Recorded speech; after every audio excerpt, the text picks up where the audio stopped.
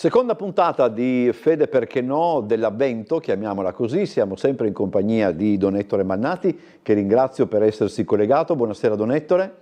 Grazie a voi e buonasera a tutti gli spettatori. Allora, oggi sarà una puntata un po' più leggera, nel senso che volevo partire da quello che è successo a Trieste una quindicina di giorni fa, quando tu hai ricevuto la benemerenza della cultura da parte dell'Università Popolare, no? E tu hai detto una cosa molto, molto saggia, per dire la verità, cioè che la cultura deve raggiungere tutti, non devono esserci barriere. Sì, la cultura non può essere un discorso letterario o filosofico di nicchia soltanto. La cultura coinvolge il vissuto di ogni persona, di ogni famiglia, sottolinea il valore di quello che può essere un percorso etico, di quello che è il modus vivendi di una collettività, e quindi in base a questo si fa una lettura profonda nei confronti di come possiamo crescere in una dimensione di sapienza che emerge ovviamente dall'azione dei soggetti, ma anche l'azione di una collettività.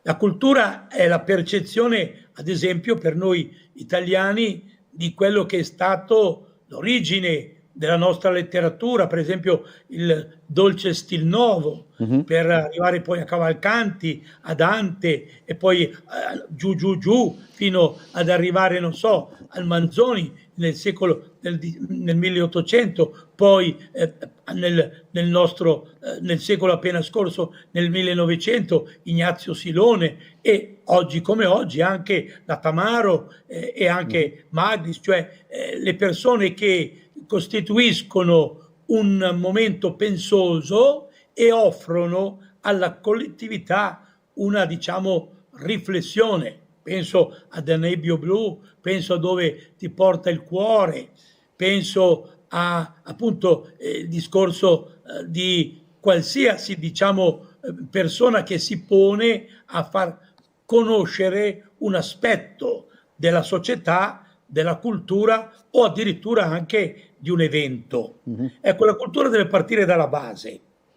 Quindi io devo conoscere il vissuto della mia città, della mia regione, dell'Europa, e poi conoscere anche le altre realtà. Certo. La realtà, non so, diciamo del Sud America, la realtà del mondo arabo, la realtà del mondo induista, cioè una sinergia di nozioni che io ricevo e non semplicemente immagazzino come fa, diciamo, l'intelligenza artificiale con l'algoritmo, ma mi rendo conto di cosa ha potuto provocare la cultura in me, soggetto e oggetto, con la S o la O maiuscola, e anche nell'habitat dove io svolgo la mia esistenza. E quindi traggo che cosa? Traggo degli insegnamenti per dire, ecco, quali sono gli occhi che io devo mettere in rete per poter essere, diciamo, attento nei confronti di questo tipo di vissuto, di questo tipo di sofferenza, di questa progettualità. Quindi do significato, senso, sapore al vissuto di un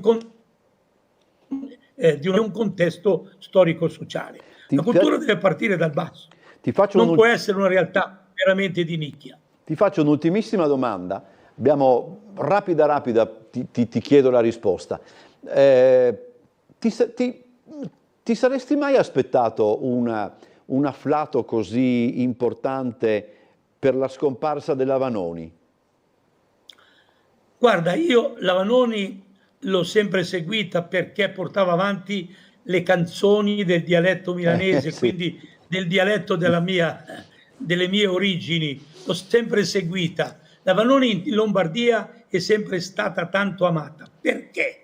Perché si è messa anche a disposizione, parliamo ad esempio di cultura popolare, ecco, per, diciamo, esibirsi con canzoni dialettali. Ricordo ad esempio le canzoni della Malavita milanese, come no, in dialetto. come no. Ecco, e io sono andato alcune volte, quando è venuta a Varese con Svampa, eccetera, ad ascoltarla, perché dava, con la sua bella voce melodiosa, ma dava anche il senso, dava le espressioni, e quindi io mi trovavo molto nella sua realtà folk. Poi ovviamente aveva molte altre grandi qualità, ma io la Svanoni l'ho molto apprezzata perché ha colto, diciamo, la dimensione popolare, Sì. e non si è vergognata di presentarla in ogni dove. Per me questo è grandezza, Sì. intelligenza, e questo è il valore che secondo me, ecco, sentendo anche qui in Lombardia l'affetto che la gente lombarda ha dato alla Vanoni, ma non solo in Lombardia, No, ma per noi non ha avuto vergogna di cantare in dialetto, no? E capisci, di darci la dimensione delle nostre origini e del nostro folklore. Grazie Don Ettore, ci vediamo la prossima settimana. Grazie a voi. Arrivederci. Ciao.